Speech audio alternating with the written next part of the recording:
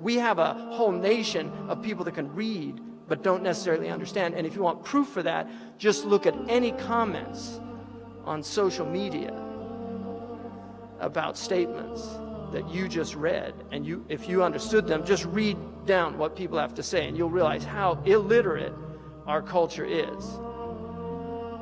He said that he read history. He read Will Durant's Story of Civilization, a multi-volume history of the world. He read H.G. Wells' Outline of History. He read Herodotus. He read Arnold Toynbee.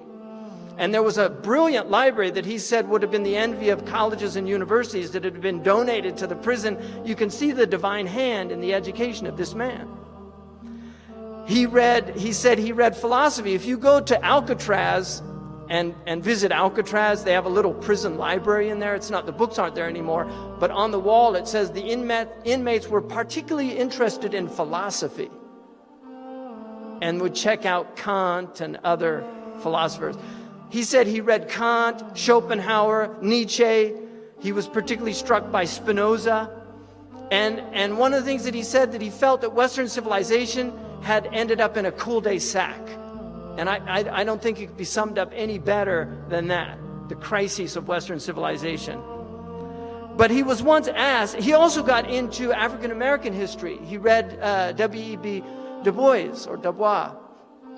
And he read his about the soul of black folks, and also read Carter Woodson's Negro History. He read a 3-volume book on race and sex and race. He also said that he read Mendel's book on genetics several times, particularly passages from it. And he said the book made clear to him that you could not get a black man from a white man, but you could get a white man from a black man, which substantiated his belief that the first human beings were dark, which according to our tradition, Adam, Udmat al-Ard, Adam is tawny, it means dark, and Hawa means black. So it wouldn't be at all inconsistent with our understanding of the first people, and we now know that they were probably from South Africa. So we're all Africans, right? Tell that to the crackers.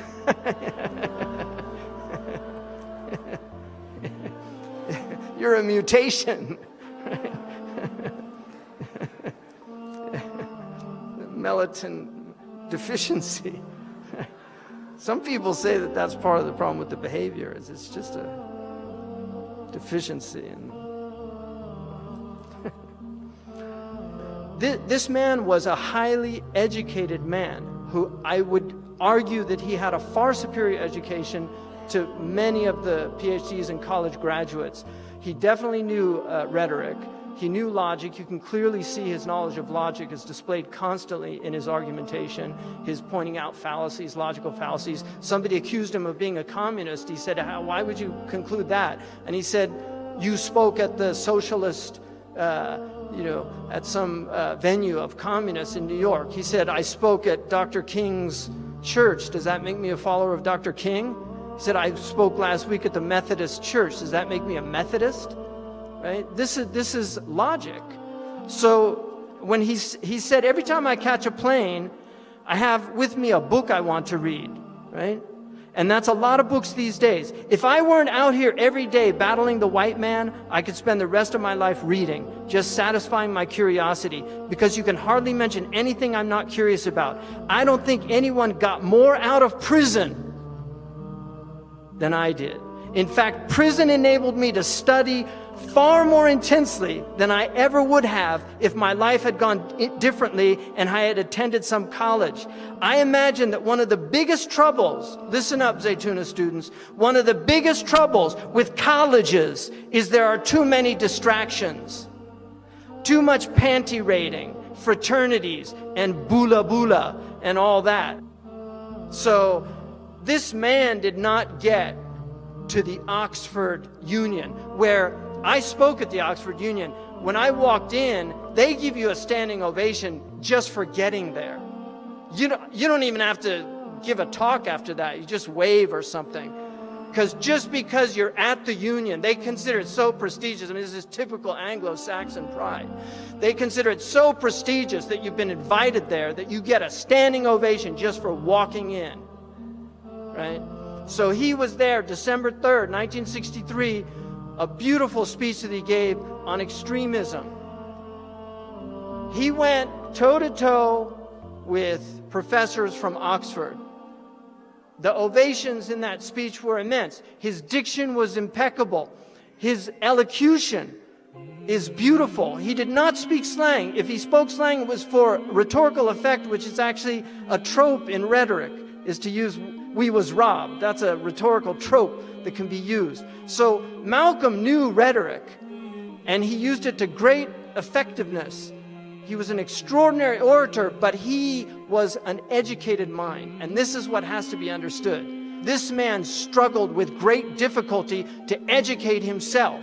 And he spent years, he would read till 3 in the morning in prison. He would read with the light of the hall.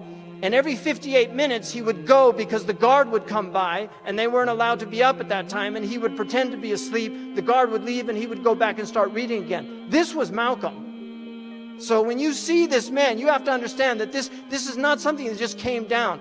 All of these gifted people, their great gift is discipline. Their great gift is the ability to struggle against themselves and overcome laziness, overcome the temptations to go the easy way. This is what Malcolm was. He was a highly disciplined individual. He was disciplined morally, he was disciplined intellectually, and he was disciplined spiritually. When his brother Reginald was thrown out, he spent the entire night in prayer. So he was a man of prayer. And these are important things to remember. And finally, in conclusion, it would be difficult to... Malcolm died at 39. It's hard to believe that he was so young when his life was taken away. I mean, that's when the prophets begin, at the age of 40. That's when the intellect really begins to mature, and it reaches its real height, during those years. So we don't know what would have happened, and I'm not going to speculate. But one of the last speeches that he gave, and he stopped using black nationalism in that last period because he was struggling with trying to grapple with what the real problem was. And he recognized that there were whites in Algeria that he met, Berbers that are white that he met, that said they didn't resonate with that word, black nationalism. So he was struggling in himself to find something. But he was asked 1 month before he was killed, what do you think is responsible for race prejudice in the U.S.? And Malcolm said, ignorance and greed, and a skillfully designed program of miseducation that goes right along with the American system of exploitation and oppression. So it takes education to eliminate it. And just because you have colleges and universities does not mean you have education. The colleges and universities in the American educational system are skillfully used to miseducate. I couldn't put it better.